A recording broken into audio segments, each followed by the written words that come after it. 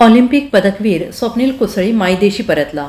पुण्यात आगमन झाल्यानंतर घेतलं श्रीमंत दगडूशेठचं दर्शन, पदक ठेवले चरणी।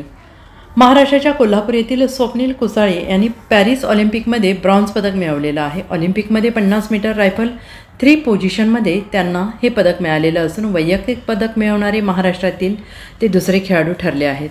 पॅरिस येथून स्वप्नील हा आज भारतात परत आलेला असून पुणे विमानतळावर स्वप्नीलचं जोरदार स्वागत करण्यात आलं आणि यानंतर स्वप्नीलने पुण्यातील श्रीमंत दगडूशेठ हलवाई गणपती मंदिरात दर्शन घेत आरती केली।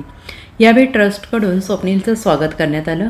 यावेळी स्वप्नील म्हणाला की पहिले गणपती बाप्पा मोरया, बाप्पांच्यामुळेच सर्व काही आहे आणि म्हणूनच पहिले गणपती बाप्पाला भेटायला आलो आहे।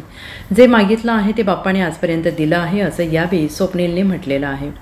महाराष्ट्राला वैयक्तिक पदक 1952 मध्ये खाशाबा जाधव यांच्या रूपाने मिळालं होतं। खाशाबा जाधवही कोल्हापूरचे होते। आता 1952 नंतर पुन्हा एकदा वैयक्तिक पदक मिळवणारा खेळाडू कोल्हापूरचाच आहे। स्वप्नील कुसळेने जोरदार खेळी केली।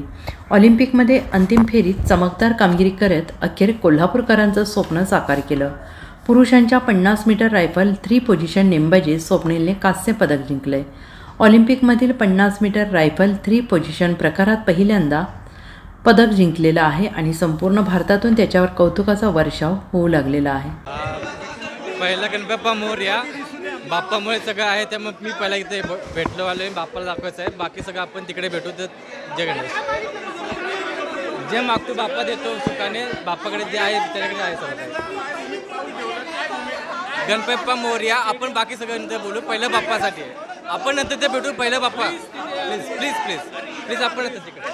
Bureau report, SBN Marathi, Pune.